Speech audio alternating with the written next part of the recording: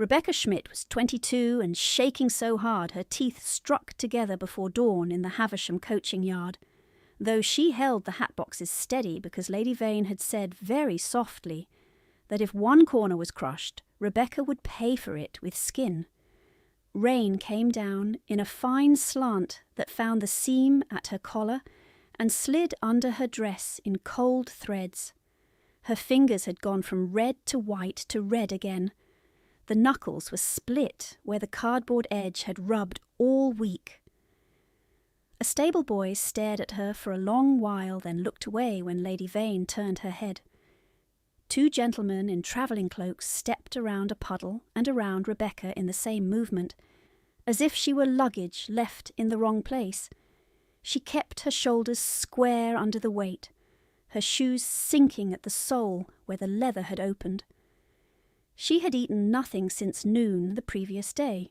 Lady Vane had watched her clear the supper things and said, in the tone used for discussing weather, "Burdens do not need feeding."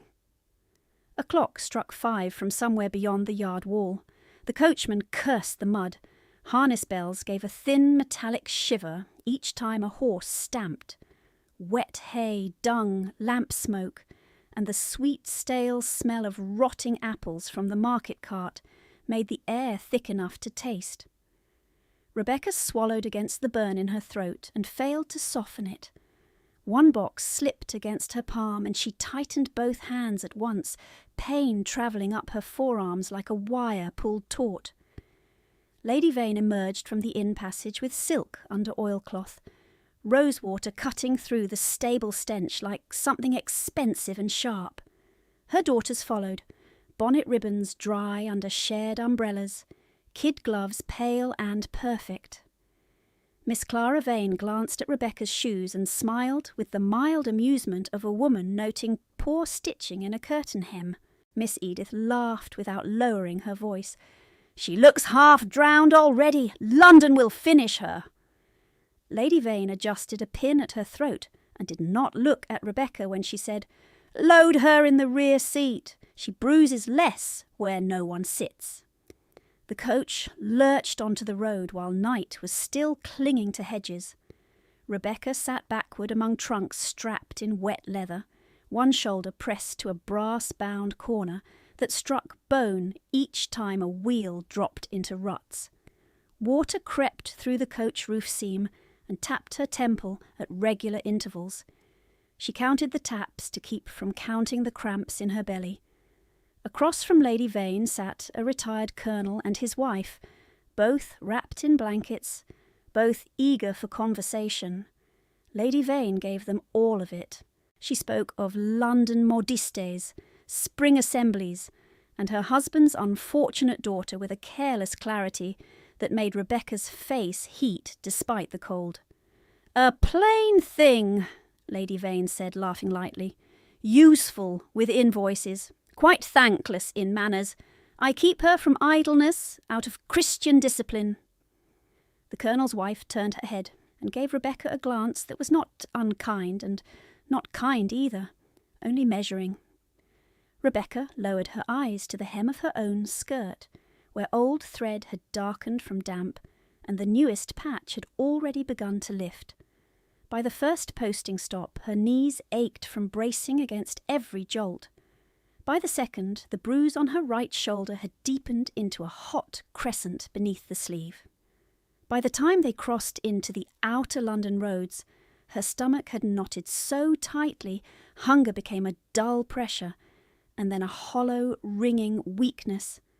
She did not ask for bread when the others took pies wrapped in paper. She had asked once, in winter, and Lady Vane had said requests were a form of insolence when one contributed no dowry and no charm. So she sat with her gloved hands folded over nothing, and watched rain race down glass in crooked tracks. Her reflection appeared and disappeared in the pane between streaks, dark hair plastered flat at the temples, cheekbones too sharp, mouth set in a line that made her look older than 22. People called her plain because they did not look twice. Her face did not invite ease. It held itself like a closed book. 3 winters earlier she had sat at another table, dry and warm, while her father corrected figures in the ledgers and asked her to pass a Latin motto printed on a bale seal from Bremen. He had smelled of wool grease and clove tobacco. His cuffs had always carried chalk from the warehouse slates. "Accuracy is mercy," he used to say, tapping the margin where she had copied totals. "When numbers are true, fewer people are cheated." He had died in January with fever in his lungs, and her hand in his, whispering a half-German prayer that broke in the middle. She had not cried until after they covered his face. She had cried once, quickly, then wiped her eyes and balanced accounts through the night because creditors arrived before grief could settle. Within a month his widow remarried into title. Within 2, the wool contracts were absorbed into new debt settlements she was not permitted to review. Documents vanished from his desk. Locks changed on the counting room. By spring she served tea in rooms where she had once checked invoices, while Lady Vane's rustling silk announced each command before the words arrived. The coach reached Piccadilly under a sky the colour of pewter, and London received them with wet cobbles, shouting porters, and smoke hanging low as torn cloth. Wheels sprayed grit over hems. Footmen ran with cloaks over their heads. Rebecca climbed down stiffly, passed boxes from her numbed hands to men who did not meet her eyes, then followed the Vane women through streets where every window displayed wealth as if poverty were an affront to good glass. Bond Street shone despite the weather. Lamps burned behind polished panes. Velvet jackets on wooden forms stood shoulder to shoulder with satin gowns in pale spring tones, as if no mud existed within a mile. Lady Vane paused under a striped awning and turned at last to Rebecca. Rain had darkened the edges of Rebecca's mantle, and one curl of hair clung to her throat. Lady Vane's gaze swept over her, brief and clinical. "Do not speak unless spoken to. Do not touch any fabric unless told.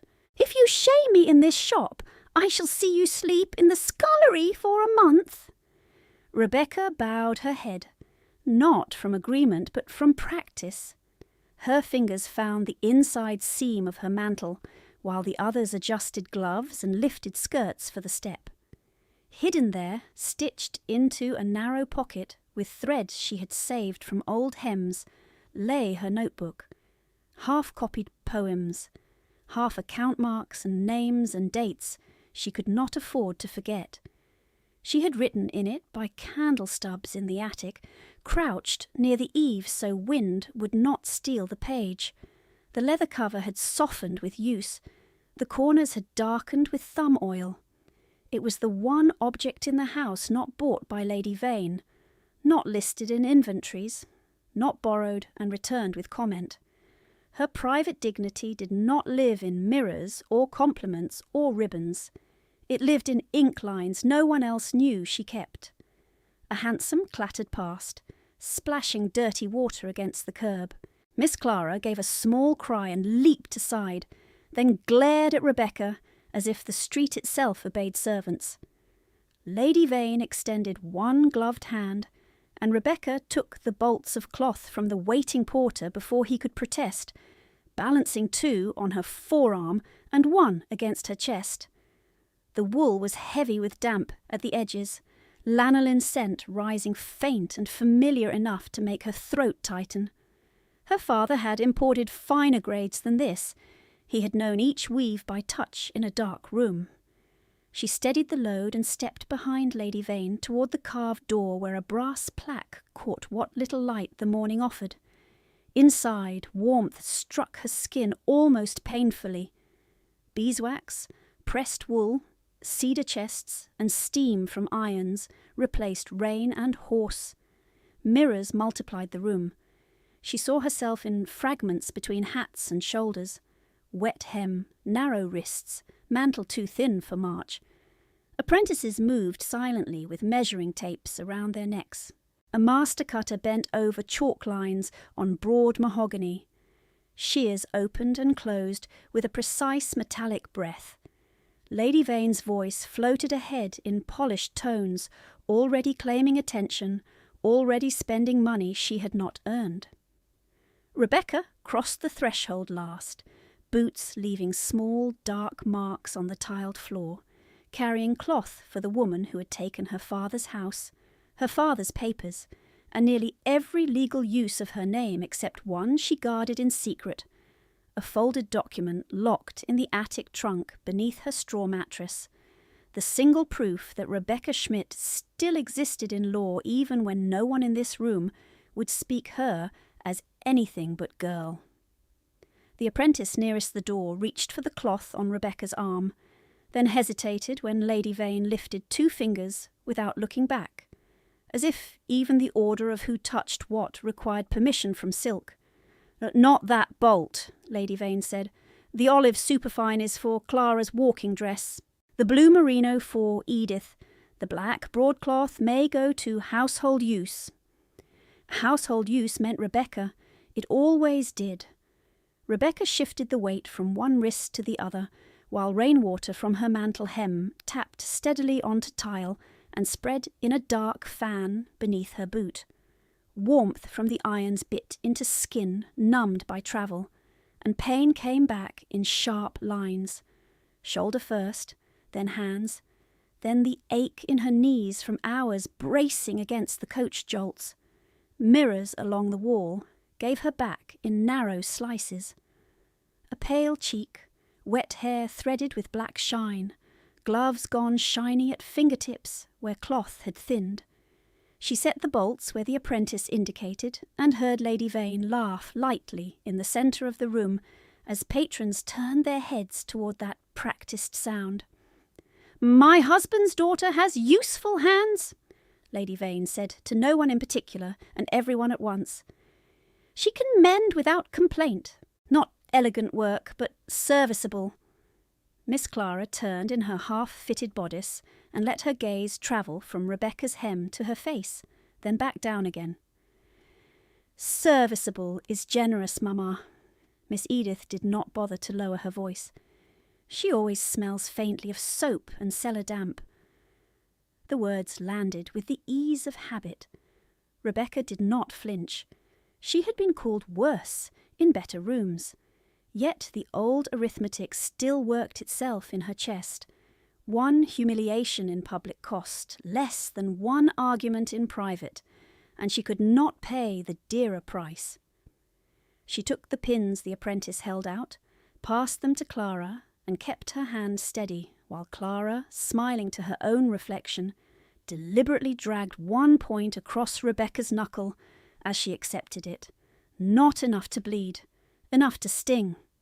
3 winters had trained Rebecca to count injuries this way, by size and by witness. The stable yard had watched her shiver and done nothing. The coach had heard her named a burden and said nothing.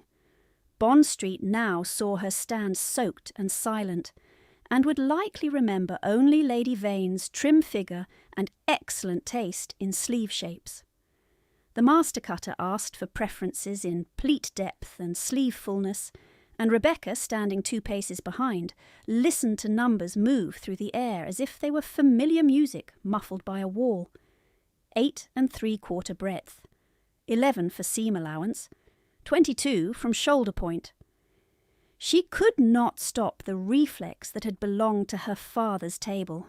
She began adding yardage under her breath, matching costs by weight and weave as quickly as a clerk, and when the cutter paused to consult his ledger, she answered before he finished turning the page.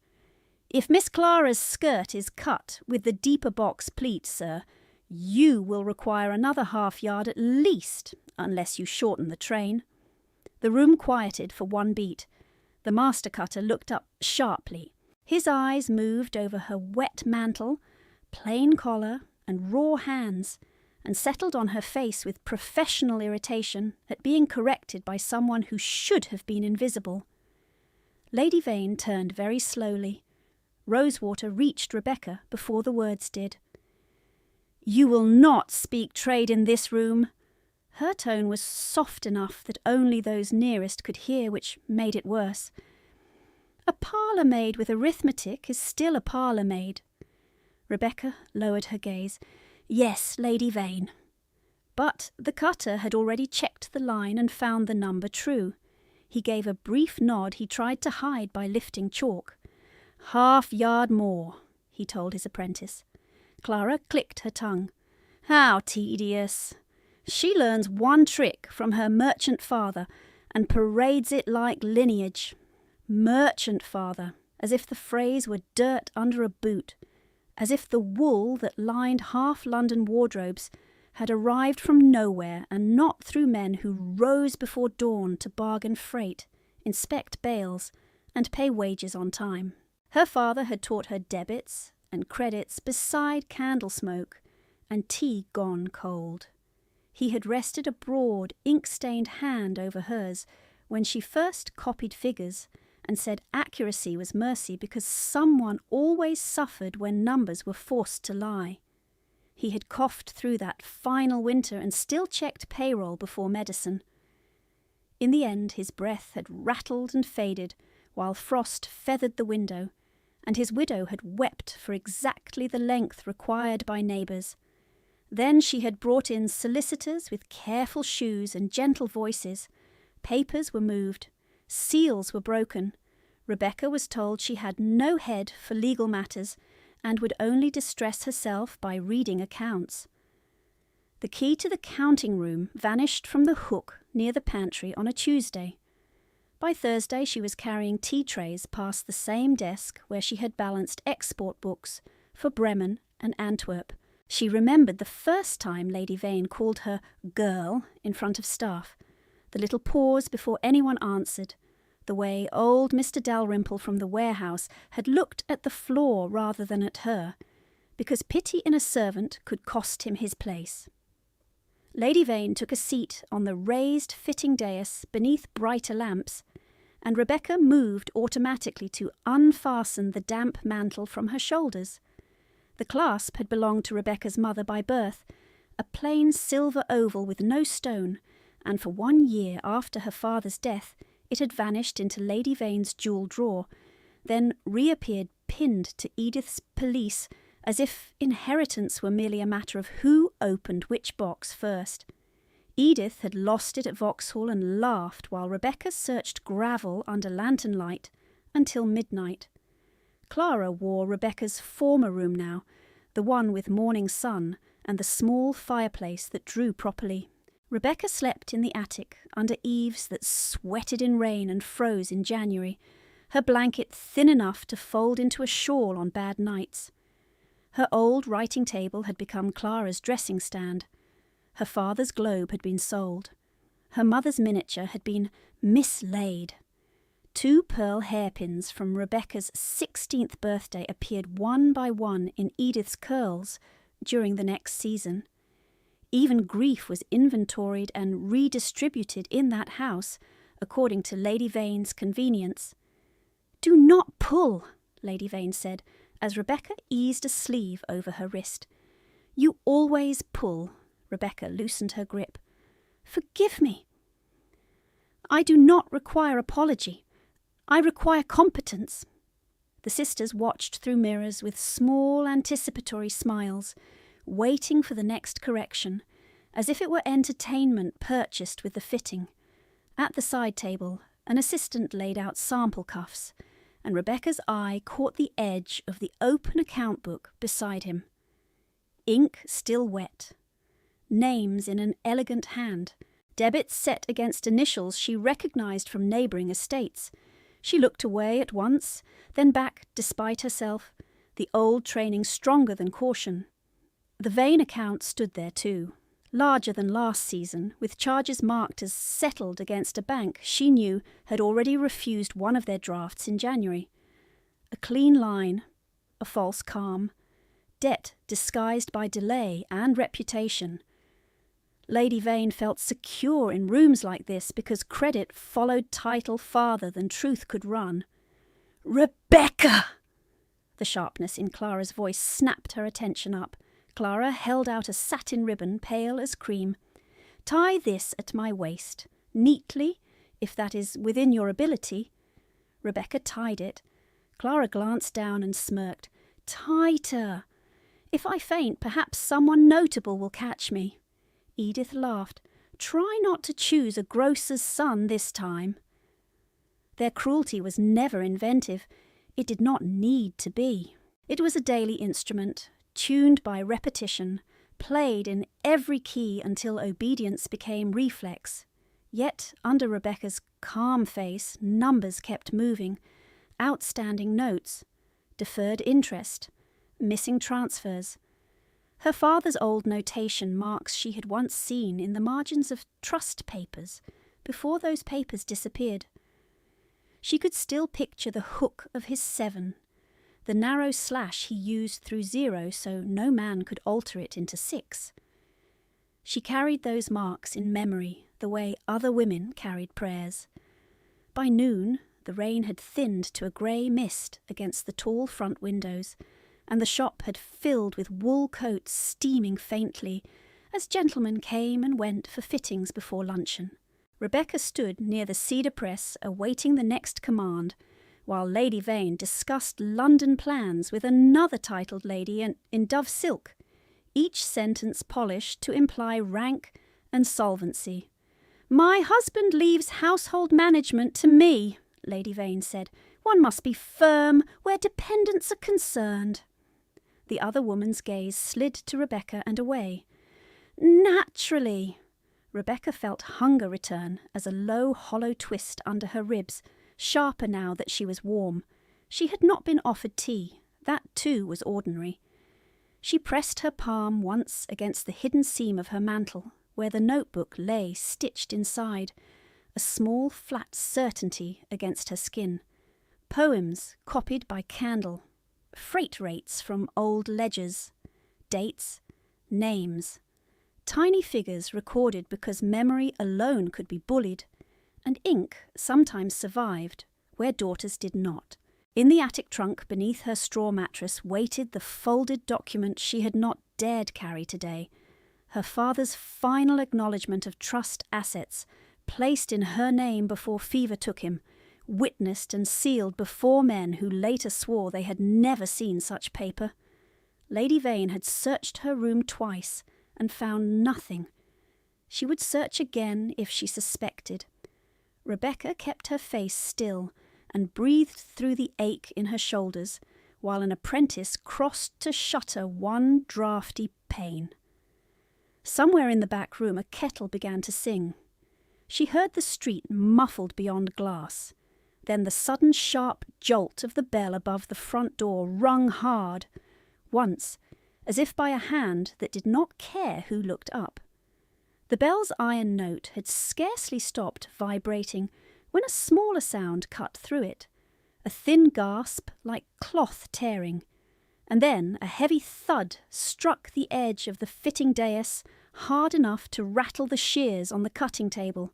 A boy in black fell sideways from the entrance passage, one hand still clenched around a kid glove, his hat rolling in a wet arc across the tile until it struck Rebecca's boot. He could not have been more than 10. Mourning ribbon bound his sleeve. Rain shone on his collar and lashes. For one held second, the room did what polite rooms always did in crisis. It stared. Lady Vane rose halfway from the dais with a sharp breath of disgust, as if collapse were indecorous. Clara stepped back from him and gathered her skirt. Edith said, "Do not let him touch me," though he had not moved. The dove-silk lady near the mirror pressed fingers to her throat and looked for someone of rank to instruct her. The master cutter barked for a stool and then for smelling salts, then contradicted himself and shouted for a carriage surgeon, as if one might be waiting in Bond Street drizzle.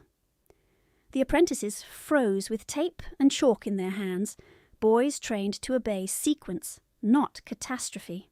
Rebecca was already moving. Bolts of wool slid from her arm to the floor.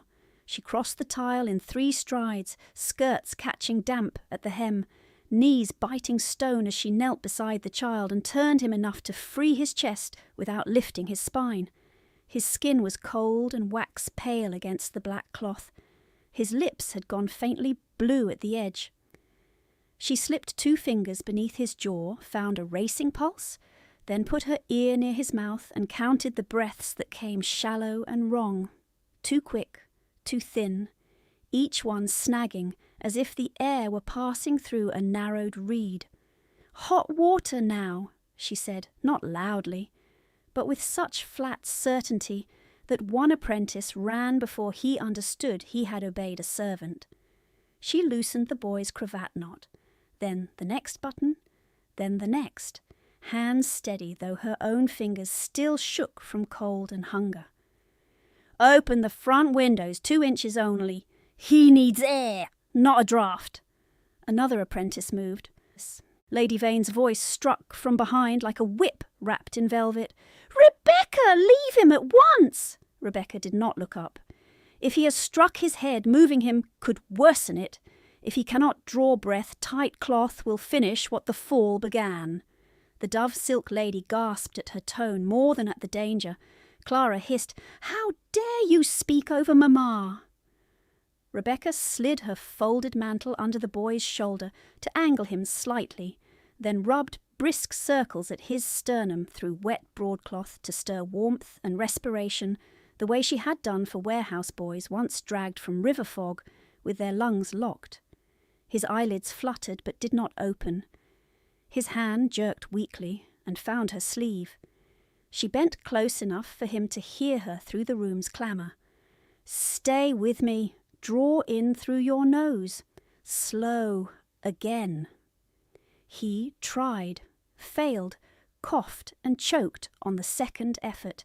She turned his head to clear his throat and felt the whole room recoil from the intimacy of bodily need, in a place built for measured elegance. The kettle in the back room screamed. Footsteps pounded. Someone at the door called for a physician into the street. By the 3rd minute of chaos, rain had begun to track in from boots and cloaks, and the polished safety of the shop had split open completely, revealing panic beneath polish, cruelty beneath manners, and the bare truth that rank could fill a room with witnesses and still leave a child on the floor unless one hungry girl decided she would not wait for permission. Within moments, a hard male voice from the threshold cut through every other sound. "Move!" The command did not rise. It did not need to. Men stepped aside as if a line had been drawn through them by force. Rebecca looked up once and saw him crossing the tile with wet greatcoat open, dark hair rain-damp at the temples, shoulders broad enough to turn the narrow aisle between cutting tables into a passage made for one body only. His face was all angles and restraint. His jaw looked carved from winter stone. His eyes were the colour of deep water under cloud, cold enough to make the room fall quiet around him. She knew him before any title was spoken. Everyone in 3 counties knew the Earl of Ashbourne by sight, though most knew him best by rumour, the war years, the dead brother, the estate run like a regiment, the refusal of frivolity, the voice that could silence a hall. His gaze dropped to the child and then snapped to Rebecca's hands at the loosened cravat, at the open collar, at the way she braced the boy's shoulder with her own body as if she had equal claim to command here. "Stand away," he said. The words landed like iron. Rebecca's pulse struck once against her throat. Lady Vane found her courage in his rank and stepped forward with relief sharpened into performance. "My lord, forgive this spectacle. The girl is overreaching. She is not fit to touch." "Silence," he said, without looking at her. The single word froze Lady Vane in place more effectively than any shouting could have done. Ashbourne crouched on the other side of the child, close enough that Rebecca could see rain beading on the cuff of his glove and the white scar that disappeared under his collar near the neck. "Julian!" His tone changed by 1 degree only, yet urgency entered it like heat entering iron. "Julian, look at me!" The boy's lashes trembled. No answer. The Earl's hand hovered over the child's shoulder and then stopped, held in the air a fraction too long, as if touch itself had become uncertain ground. He collapsed from strain and restricted breathing, Rebecca said, before fear could close her mouth. His pulse is rapid, lungs are tight. If you lift him upright now, he may lose what air he has. Ashbourne's head turned toward her. Up close, his attention felt less like being seen than being assessed for fracture points. Who instructed you? My father suffered winter constriction in the chest. I learned to count and clear before the surgeon arrived. His gaze flicked once to her face, then lower to the fading yellow-green arc at her wrist where glove met skin, then to the threadbare edge of cuff peeking beneath the borrowed sleeve, then back to her eyes. She felt heat rise under her wet hair despite the draught from the door. He had taken in one glance, what most people ignored for years. "Name," he said. "Rebecca Schmidt, my lord." Lady Vane rushed in, voice too bright. "My husband's daughter. She is excitable and often invents expertise." Ashbourne did not shift his gaze from Rebecca. "Can he swallow?" "Not safely yet." "Can he breathe with support?" "Yes, if we keep him angled and warm and do not crowd him." "Good. Continue." The word struck the room harder than praise would have done. Lady Vane's mouth tightened. Edith looked openly startled. Clara turned to the mirror, as if glass could return the old order. A footman arrived with steaming water and a folded cloth. Rebecca took both, dipped the cloth, wrung it once, and placed warmth at the boy's wrists and throat where blood ran nearest skin. Julian coughed again, weaker this time, then dragged in one deeper breath that did not break midway. She counted silently. 1, 2, 3. The next breath came rough but full. The Earl had gone utterly still beside her, every line of his body held in disciplined control. He watched his brother's son breathe as if each rise of the small chest were a verdict. "Stay with me, Julian," Rebecca murmured. "You are safe. Slow. Again." The boy's eyes opened to narrow slits, grey like the Earl's but softer. He focused first on her collar, then on the man opposite her. "Uncle!" The word was little more than air. Ashbourne's hand closed over the boy's shoulder at last, firm and careful. "I am here." Julian's fingers tightened once on Rebecca's sleeve before falling slack in exhaustion. She adjusted the makeshift bolster and checked pulse again. Stronger, less frantic. She let out a breath she had not permitted herself to release. A physician arrived, breathless from the rain, bag striking his knee. Ashbourne rose enough to clear space without leaving the boy's side. "Assess him," he said. "Now!" The physician knelt, examined quickly, and confirmed what Rebecca had read with unadorned efficiency. Acute constriction and fainting from overexertion, likely worsened by tight cravat and cold exposure. "You did right not to move him abruptly." He glanced at Rebecca with professional surprise. "Who are you to this household?" Before she could answer, Lady Vane did. "No one of consequence." Ashbourne's eyes shifted to Lady Vane with a calm that carried threat far more clearly than anger. "She is the reason he is breathing without a tube in his throat." Lady Vane paled and looked toward the dove silk lady, then away. The room had resumed motion in fragments, but conversation stayed low, careful, as if everyone understood that social gravity had altered and had not yet settled. Julian was lifted to a chaise under physician guidance and wrapped in warmed blankets. He drank 2 cautious swallows of diluted cordial and did not choke. Rebecca rose from her knees only when ordered to by the physician, and when she stood, pain lanced up her calves so sharply that she caught the cedar press for balance. Hunger and spent fear made the edges of her sight blur for a beat. She lowered her hand at once, unwilling to be seen falter. Ashbourne saw anyway. He looked at the damp print her palm had left on polished wood, then at the way her fingers flexed against cramp, then at the wet hem clinging to her ankles. "Sit," he said. It was not a request. "I am well, my lord." "Sit." She obeyed because refusal in that voice felt like stepping into an oncoming carriage. An apprentice brought a straight-backed chair as if delivering munitions. Rebecca sat at the edge, hands folded, pulse still uneven. Lady Vane recovered enough to attempt repair. "My lord, we are deeply obliged for your attention.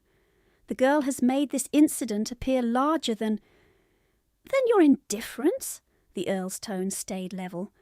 "I watched a room full of titled comfort wait for permission while she acted." Lady Vane's nostrils flared. "You mistake eagerness for competence. She is prone to dramatics." He took one step toward her, and she stopped speaking. "Do not lie in my hearing." Silence spread again, clean and cold. Clara stared at the floor. Edith looked at her mother and found no cue to copy. The physician cleared his throat and bent over Julian to avoid being seen witness to the humiliation. Ashbourne turned back to Rebecca. "You said Schmidt." "Yes, my lord." "German trade name?" "My father dealt wool from Bremen and Antwerp." His gaze sharpened as if another ledger had opened behind his eyes. "I knew of him." The words were plain, but they struck her harder than sympathy could have done. To be known accurately, even by rumour, felt dangerous after so much deliberate erasure. She kept her expression still. "He died 3 winters ago." "I am aware." Something in his face closed after that.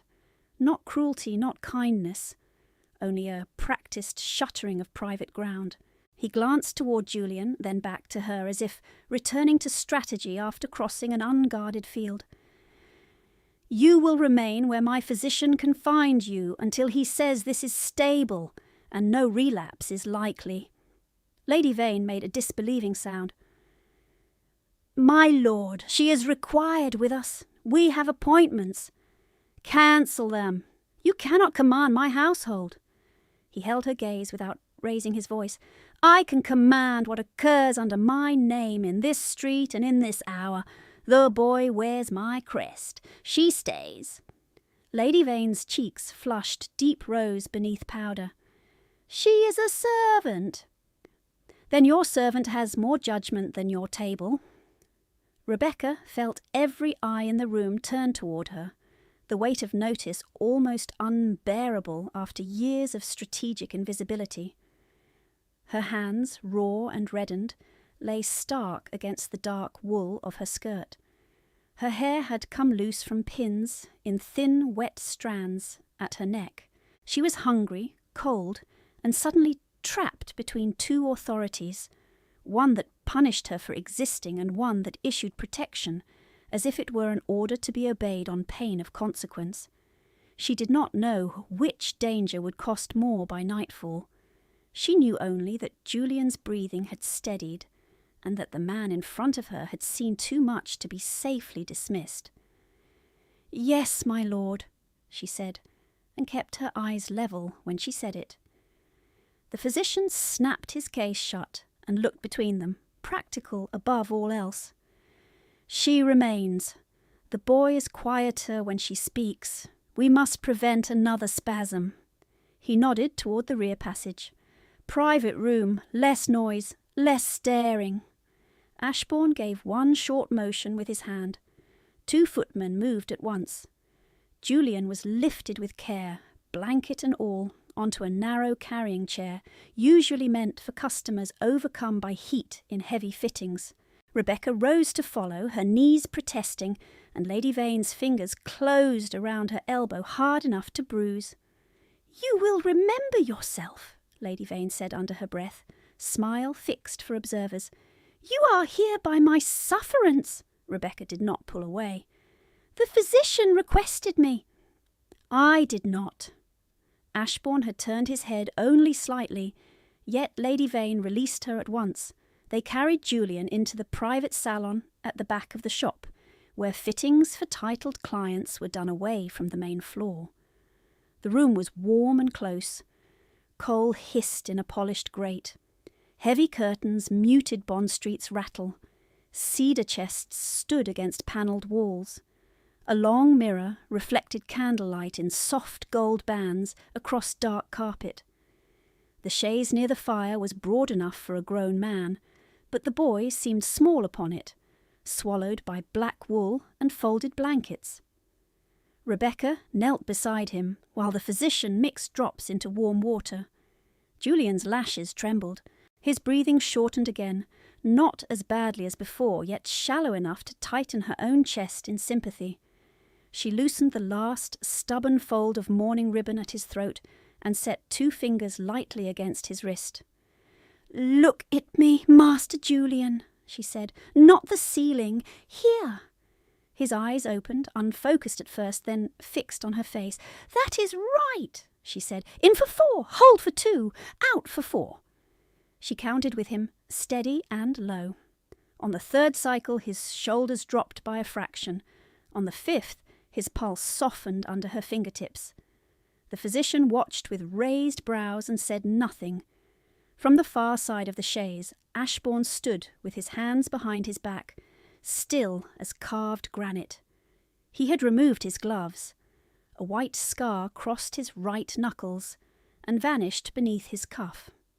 He did not touch the boy again, but he did not step away either.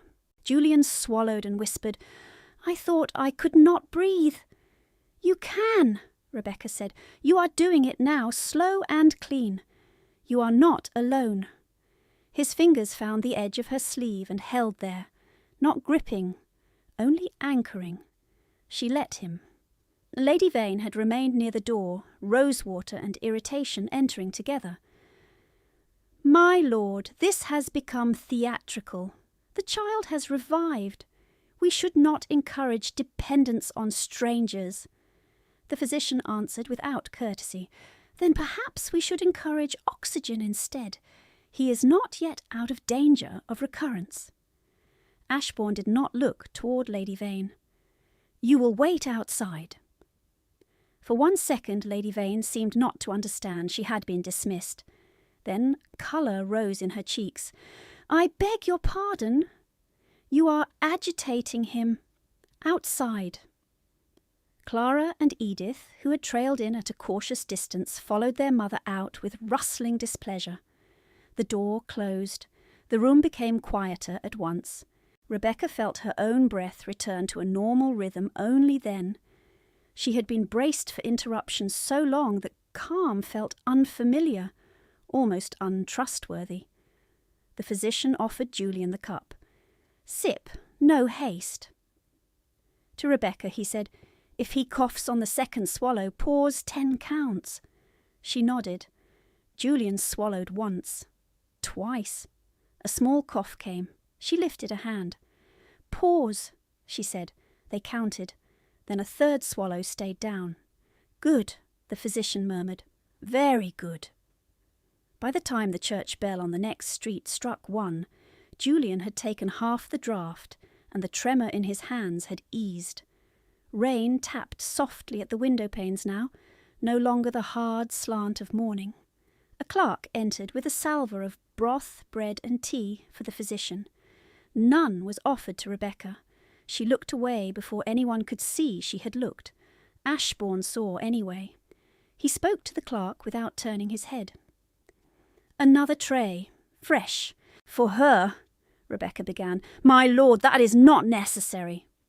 "It is done." The tray came quickly. Clear broth, a heel of warm bread, tea with too much milk, as if prepared in haste by someone frightened of being too slow. Rebecca stared at it for one strange moment. Hunger hit so hard it made her dizzy. She broke the bread in 2 and set the larger piece near Julian. He looked at it, then at her. "I am not hungry." "You may be later," she said. "Keep it."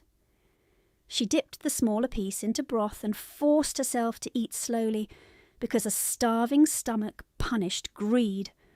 The warmth spread through her with almost painful speed. She drank tea in measured sips.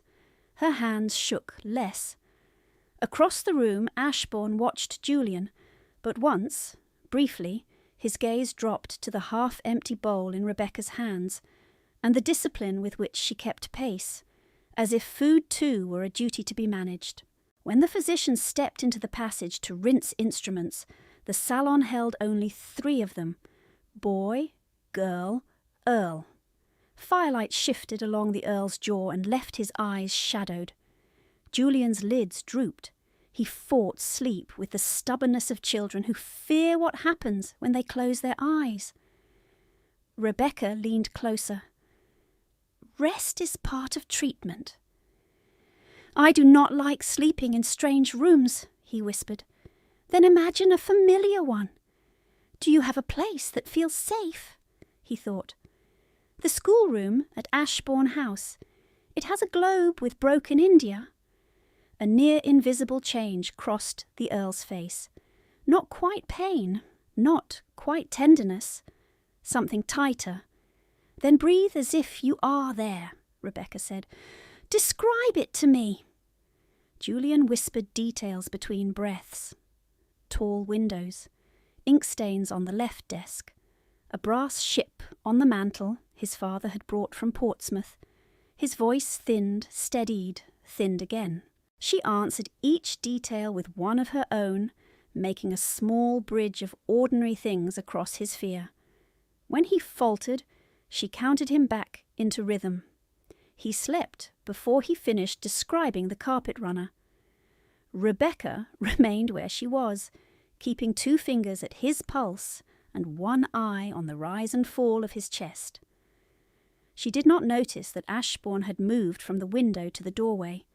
He stood partly obscured by curtain shadow, close enough to hear every low word she had spoken to the child, far enough that she never turned. The physician returned, examined the sleeping boy, and seemed satisfied. No immediate crisis, he said quietly. I should like observation for 2 hours. If there is no renewed constriction, he may travel under blankets with head elevated. Ashbourne inclined his head. You will attend him to the house? Of course. The physician hesitated, then glanced at Rebecca. Your assistant has uncommon composure. She is not my assistant, Ashbourne said. The physician gave a dry little sound. Then someone should consider employing her. Rebecca pretended not to hear. A tap came at the door. Lady Vane entered without waiting for permission. Daughters behind her, each expression arranged for injury. My lord, this delay has cost us half the day. If the child is settled, we must proceed. We have commissions pending. Ashbourne turned fully toward her then. You will proceed where you wish. Miss Schmidt remains until my physician releases her. Lady Vane's smile showed teeth. You overstep. I do not. She took one measured step closer to Rebecca, voice still sweet. Girl, tell his lordship you have no skill in these matters. Tell him you guessed and were fortunate.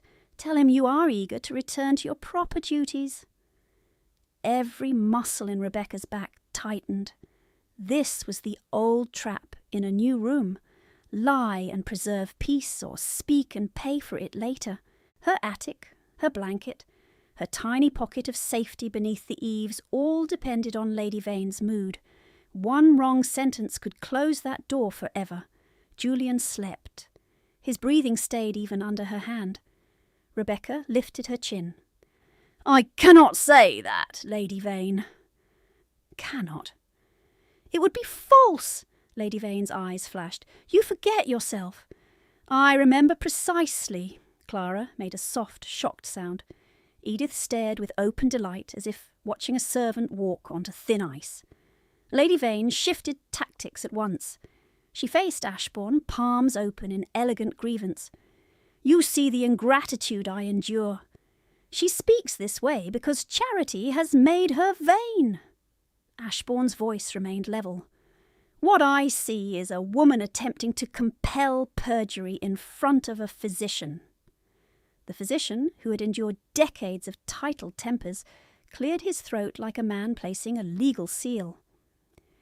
For my record, Miss Schmidt's account matched physical findings. No embellishment? Lady Vane's composure slipped for an instant, then returned. Very well, keep her then, but do not imagine she is of consequence.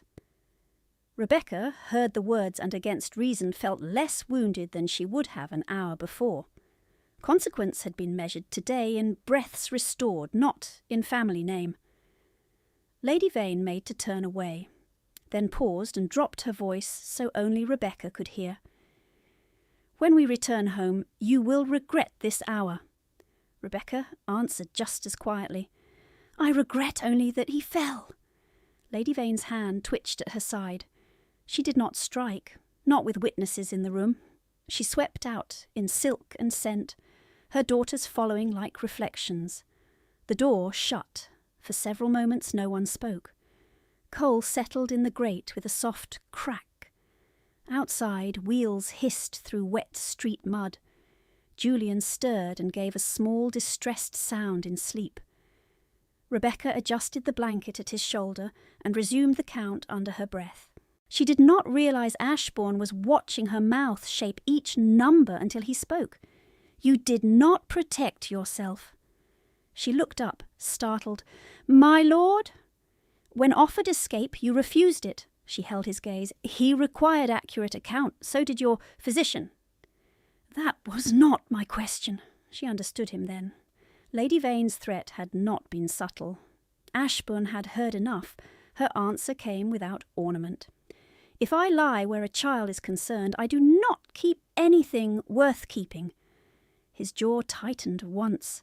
The scar at his neck pulled faintly. He looked away to the sleeping boy, then back to her with an expression unreadable as winter water. Most people choose convenience, he said. Most people are not asked to choose under witness, she said, before caution could stop her.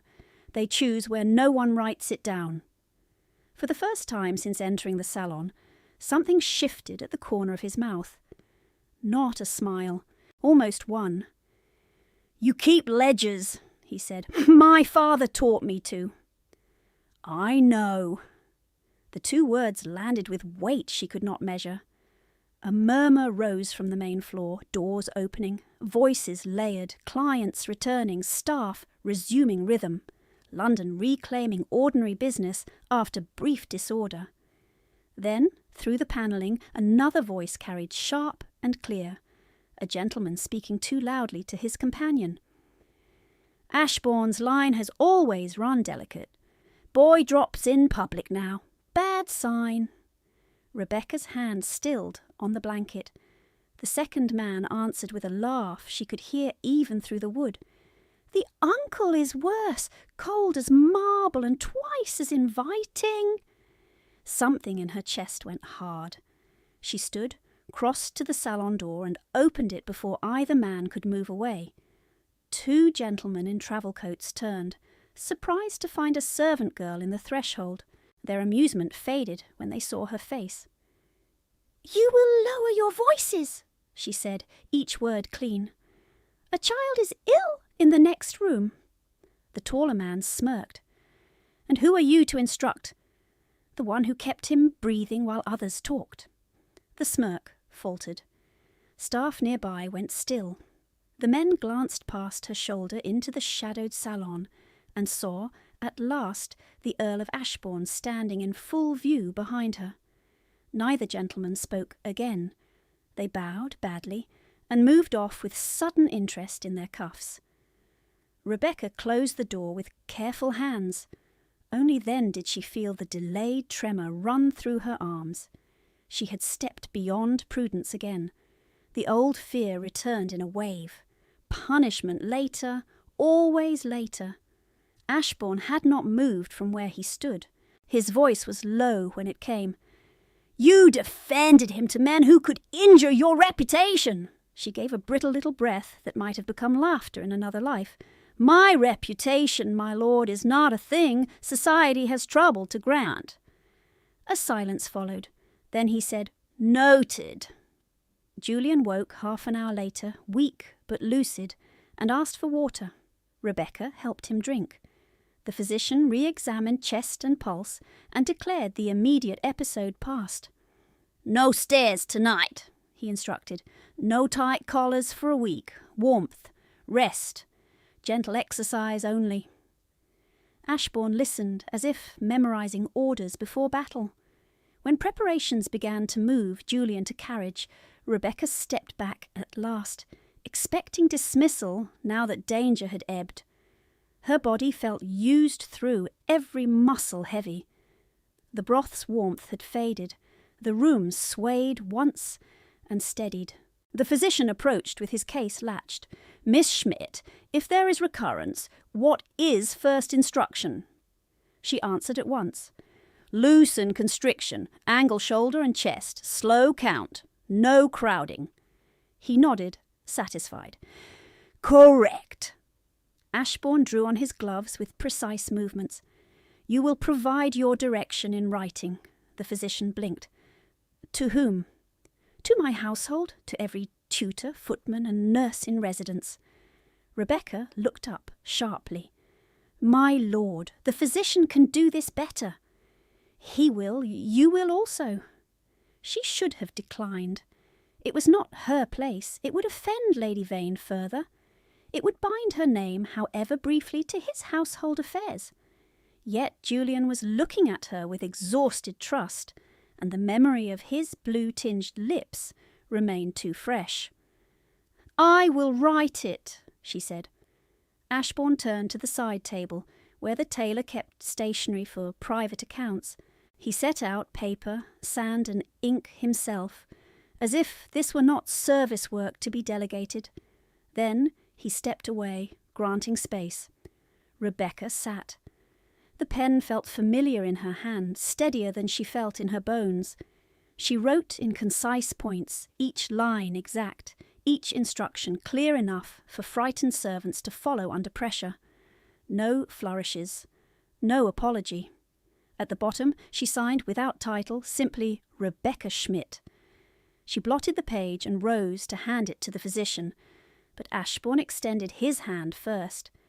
She hesitated only a moment, then placed the sheet in his gloved fingers. He read every line. Once, then again, slower.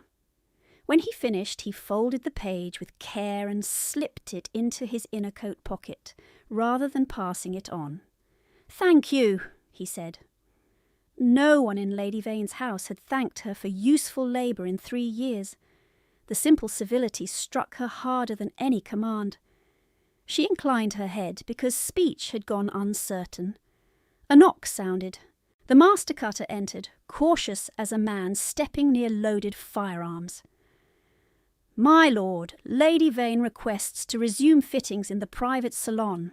She insists there has been sufficient disruption." Ashbourne's gaze did not leave Rebecca.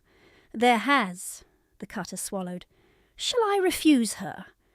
"You shall bring your measuring ledger." The man looked confused. "For which client, my lord?" Ashbourne answered without haste. "For Miss Schmidt." The master cutter did not move. His fingers stayed on the edge of the ledger as if the leather had fixed him in place. Behind him in the corridor, silk rustled in a quick, irritated sweep. Lady Vane entered before he could answer. Daughters in her wake, faces sharpened by waiting. "My lord," Lady Vane said, "I believe there is some misunderstanding. The private salon is required." Ashbourne did not turn his head. "It is occupied. By my family. By my instruction."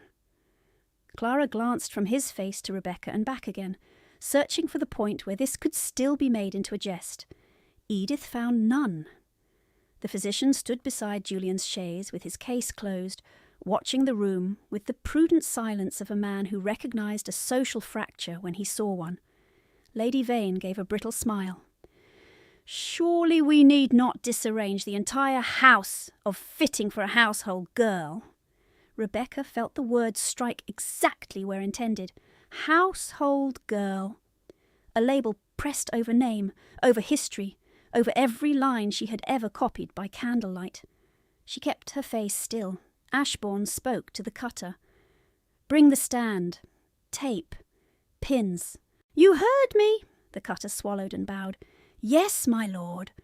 Lady Vane moved one step closer, scent of rosewater turning cloying in the warm room. "You overreach in a matter of domestic discipline." His answer came level and flat. "You mistake this for your domestic sphere." For one charged beat, no one breathed loudly enough to be heard.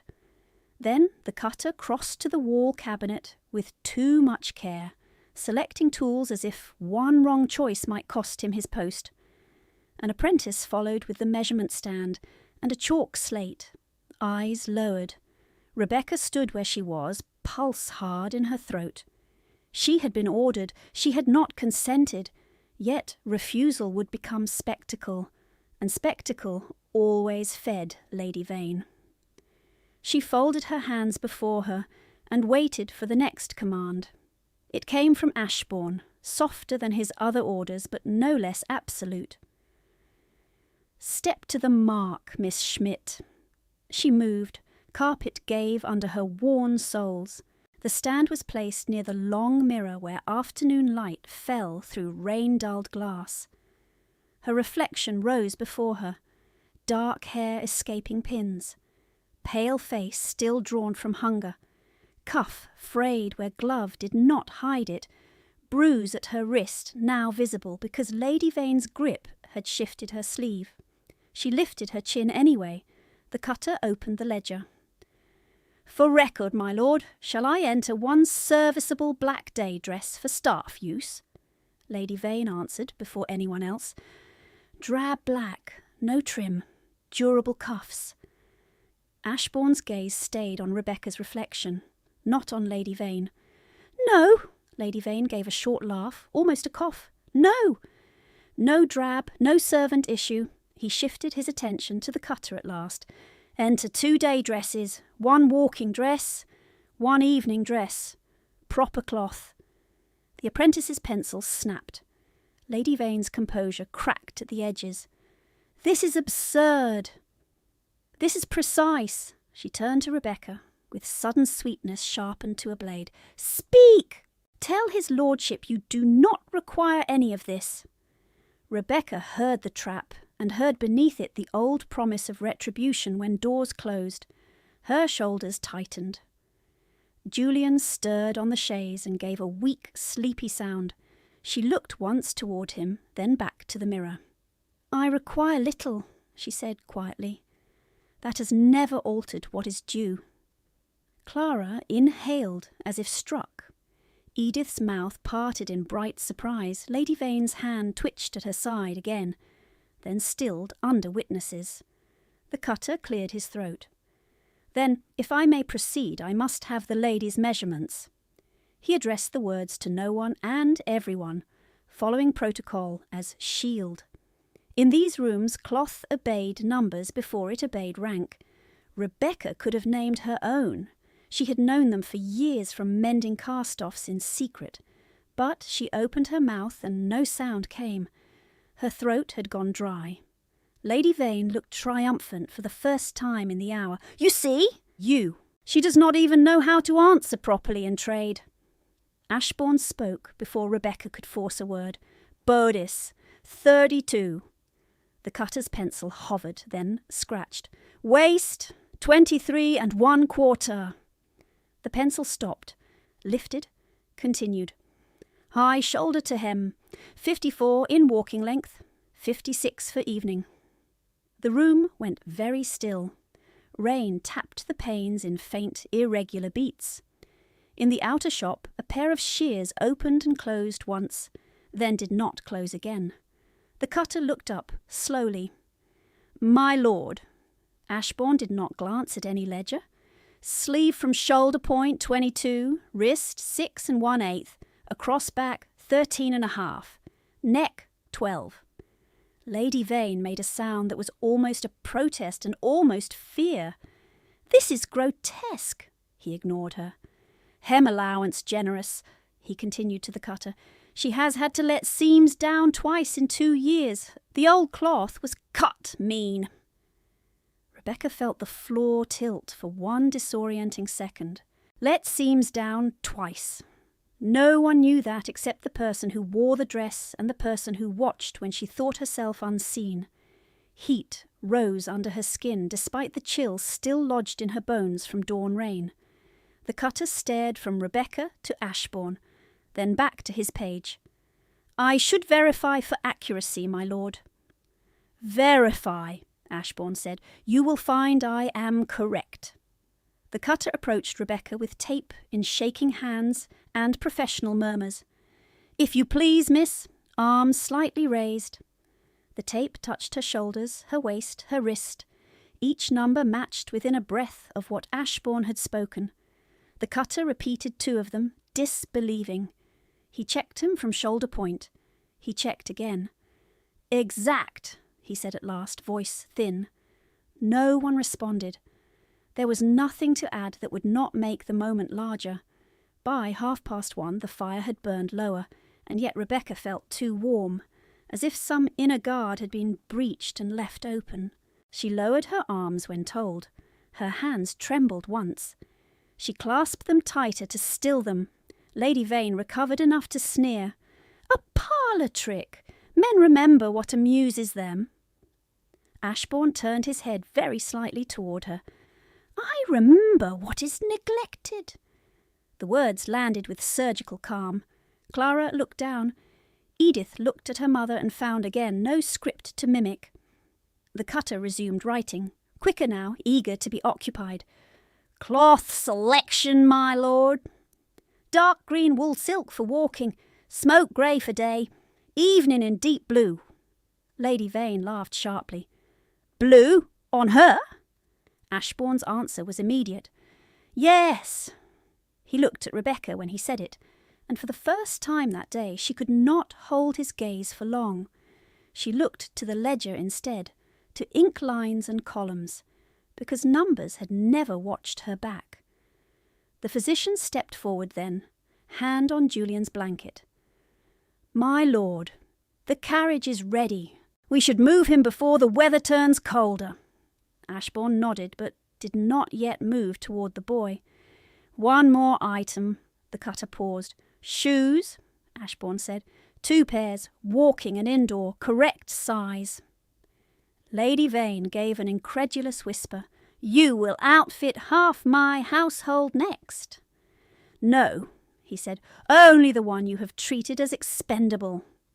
The rebuke stripped the room clean of pretence.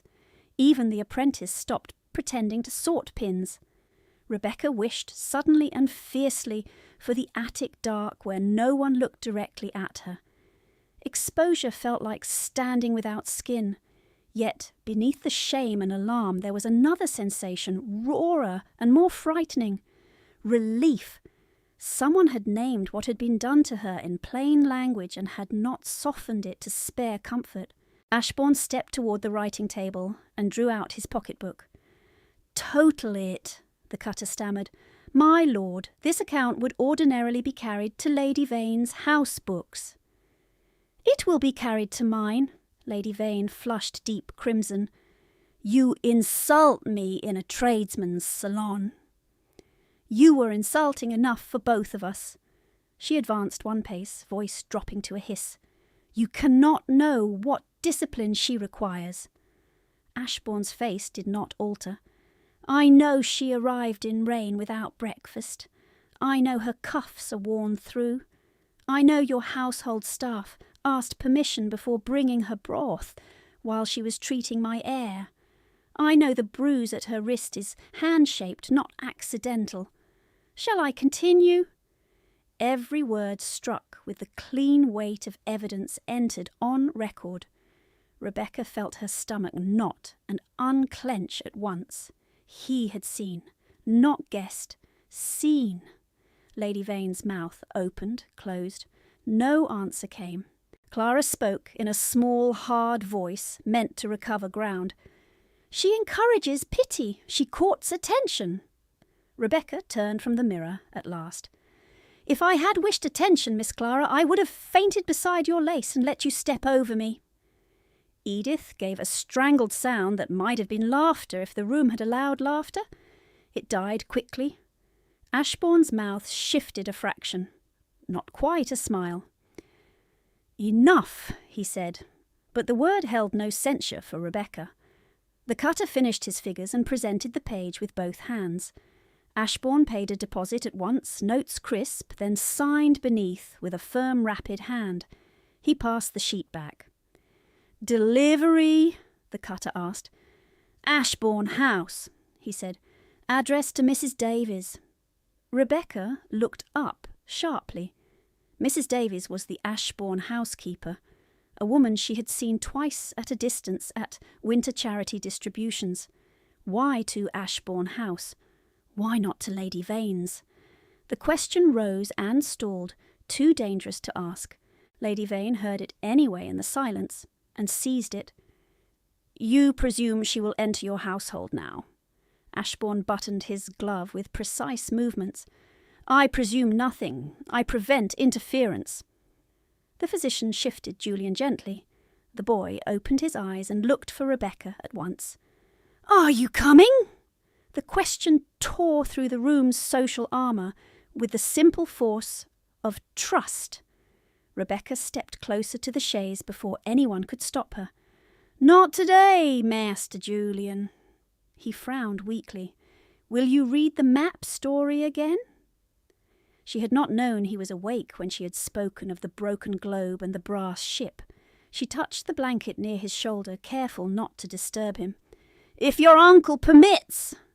Julian looked toward Ashbourne, then back to her. Satisfied by something in the exchange she could not read, his eyes closed again. Ashbourne finally moved to the chaise, one hand settling on the carved handle.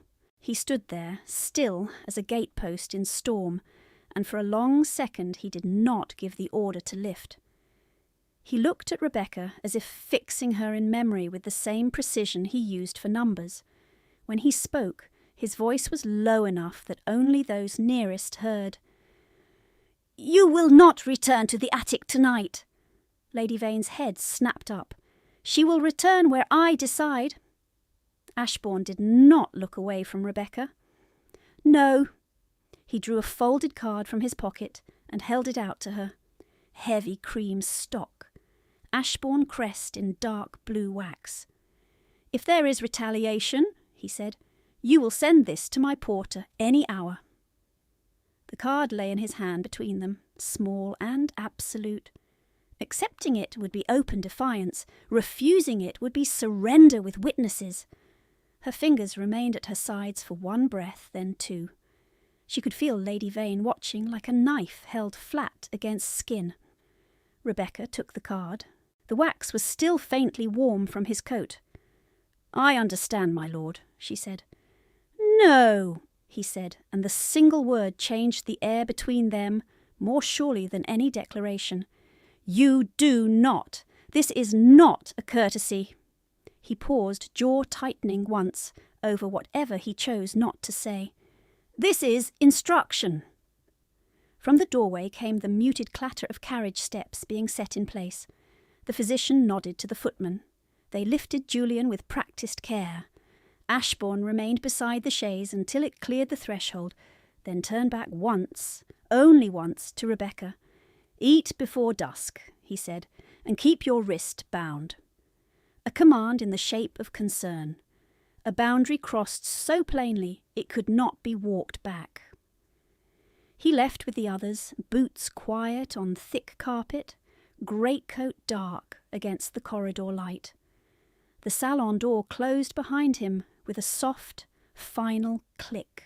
Only then did Rebecca look down at the card in her hand and realise her pulse was beating against it hard enough to bend the corner.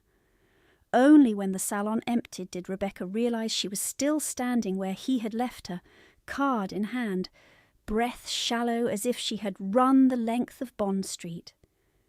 Lady Vane crossed the carpet and seized her wrist again, thumb pressing the fresh bruise she had made before. "Give that to me." Rebecca folded her fingers over the creamstock. "No, Lady Vane." Clara made a soft, disbelieving sound.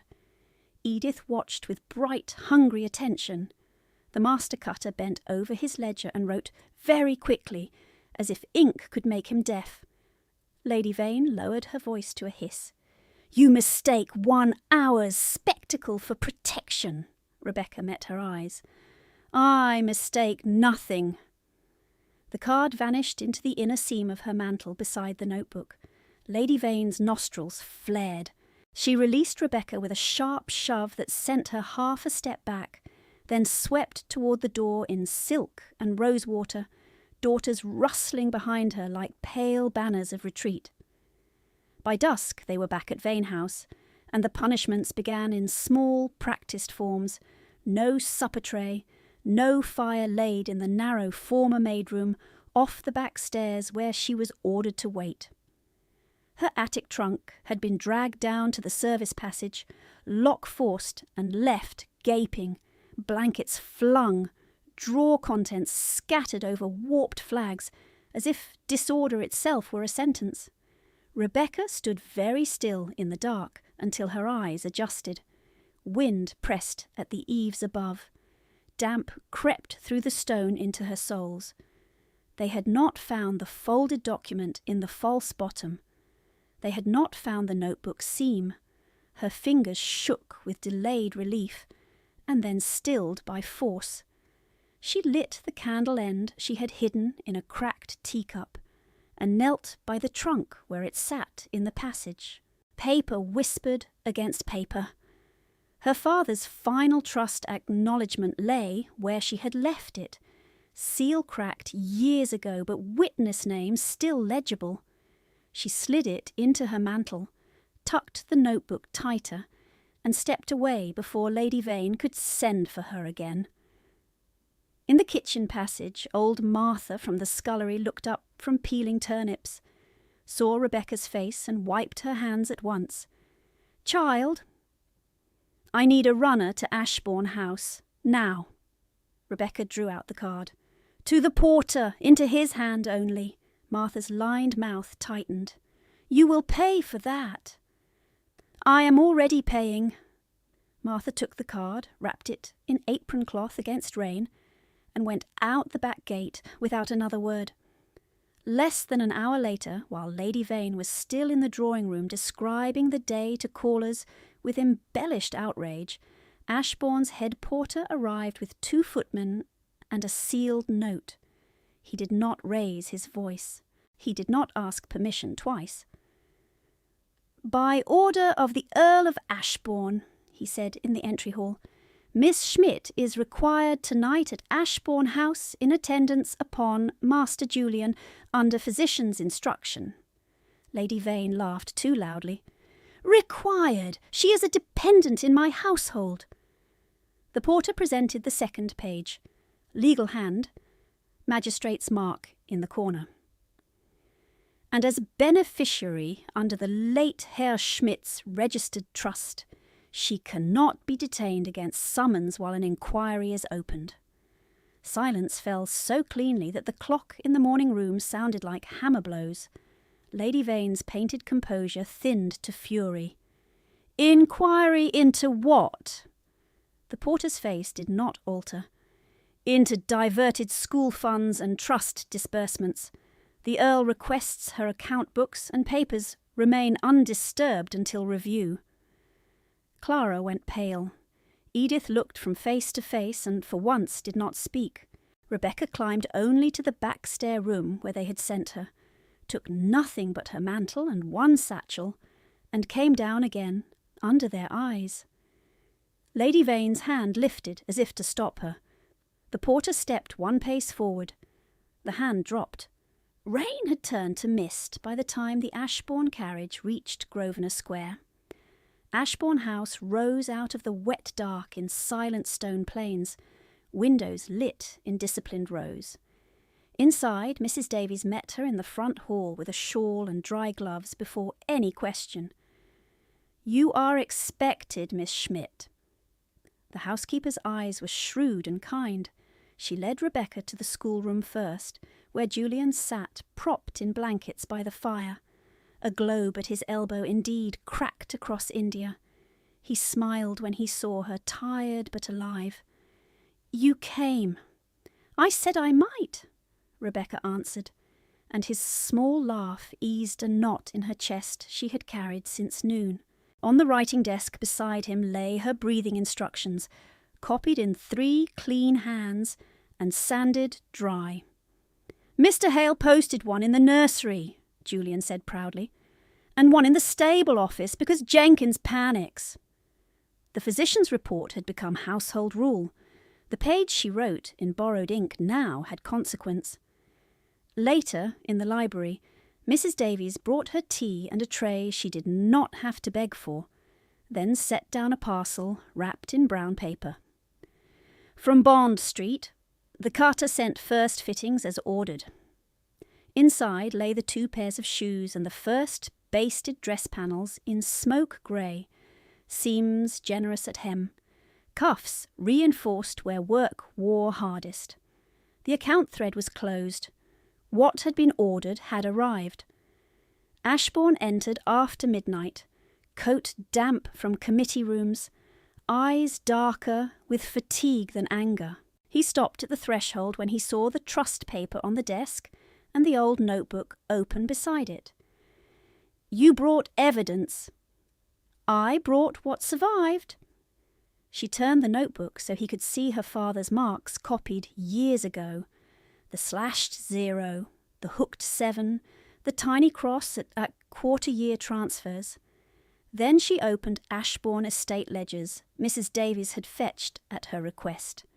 The same marks appeared in early memorial school accounts, then vanished, replaced by a clerk's rounded hand. Transfers bled from school endowment to a holding account tied to vain household drafts. Her own trust disbursement lines were redirected by forged initials. "I thought debt explained everything," she said. "It was theft."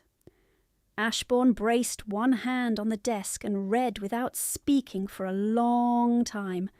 When he did speak, his voice was very low.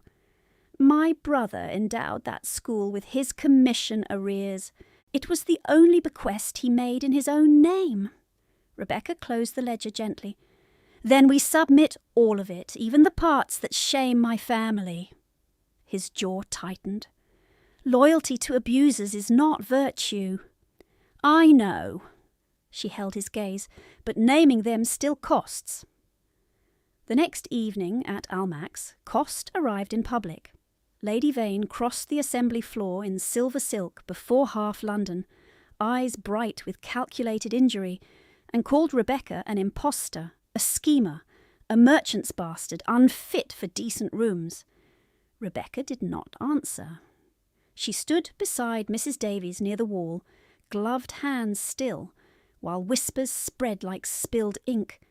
Then Lady Vane struck her across the face. The sound was sharp in the music pause. Rebecca's head turned with the blow. She tasted copper at her lip and straightened at once. Ashbourne was beside her before the nearest patron drew breath. He stepped between them and did not lift his voice. "How dare you touch the future Countess of Ashbourne?" The words moved through the room like a winter front. Fans stopped. Conversations died mid-sentence. Lady Vane's face emptied of colour. At 10 the next morning they stood in the magistrate's chamber under grey light, ledgers stacked, seals broken, witnesses called. The hearing ran 6 hours. Ashbourne stood the entire time. He did not sit when invited. He did not break for luncheon. When Rebecca took the witness place, he offered his gloved hand without looking at her. She placed hers in it and felt the pressure steady and unrelenting, as if he meant to lend bone where hers had been worn thin. The magistrate asked, "Will you testify to these figures as accurate to your knowledge, Miss Schmidt?" For one breath she met Ashbourne's eyes and said nothing. Then she faced the bench. "Yes, sir." She gave every number clearly. Trust principal, quarter-year yields, forged transfers, school allocations diverted through false signatures. She identified her father's notation marks and the imitation marks later used to legitimise theft. The cutter from Bond Street testified to visible neglect, and Lady Vane's declared intent to clothe Rebecca as disposable labour while concealing household insolvency. The physician testified to coercion attempts in the salon. Martha testified she had seen attic searches ordered after the Bond Street incident. Clara and Edith, summoned and pale, claimed ignorance of accounts. Their loaded looks yielded nothing beyond fear, and Rebecca noted in her own mind that they had watched cruelty all their lives and never learned courage. At last, the magistrate delivered sentence. Lady Vane was removed from control of Vane House and associated trusts. She was assigned to a reduced dower residence under supervision and barred from London assemblies pending restitution. A receiver took immediate charge of books and rents. The Memorial School endowment was restored from seized holdings and penalties. Rebecca Schmidt, named rightful beneficiary under her father's trust, was restored legal control of her inheritance and appointed co-trustee of the school fund with the Earl of Ashbourne until full audit completion. The gavel fell. It sounded like a door closing on 3 wasted years. In early June, rain gave way to clean light over the schoolyard at Ashbourne Village.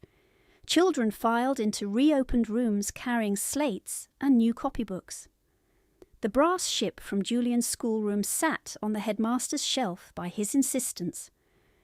Rebecca signed the first payroll from recovered funds at a narrow oak table her father would have approved. Accuracy first, mercy through numbers. That evening, in the west garden, where clipped yews held the last sun, and the house behind them stood quiet, Ashbourne found her beside a stone bench with her notebook open to a blank page. He had no audience, and no command voice left. "I issued orders when I should have asked." She closed the notebook. "You were saving what could be saved."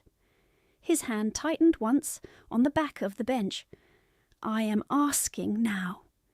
He looked at her with the same unflinching attention that had undone her in the tailor's mirror and steadied her in court. "Stay! No title, no strategy, no shield." Rebecca felt the old reflex rise, the one that measured danger before hope. Then she remembered the porter in her hall, the copied instructions on nursery walls, the 6 hours of standing, the hand that had not released hers, while she named ruin into record. Warmth came slowly, like fire coaxed from damp wood, earned and real. "I will," she said. They were married quietly before Michaelmas with Mrs. Davies in the front pew and Julian fidgeting through the vows, and when the tailor came for final fittings, he asked for the Countess's measurements in formal tones, while the Earl, passing the doorway, recited them from memory without breaking stride.